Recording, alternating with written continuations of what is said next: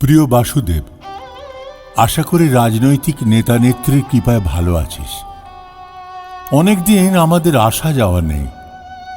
সংসার বাঁধতে না পারলেও ব্যবসা তোকে বেঁধে ফেলেছে।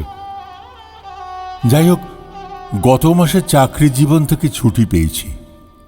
আফিস আমাকে পাওনা গন্ডা সব চুকিয়ে দিয়েছে।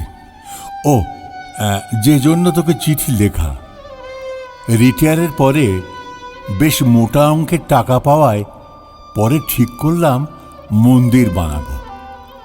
তারপর ভেবে দেখলাম সেখানে কেবল হিন্দুরাই আসবে, মুসলমান খ্রিস্টান এরা কেউ ছায়া মারাবে না।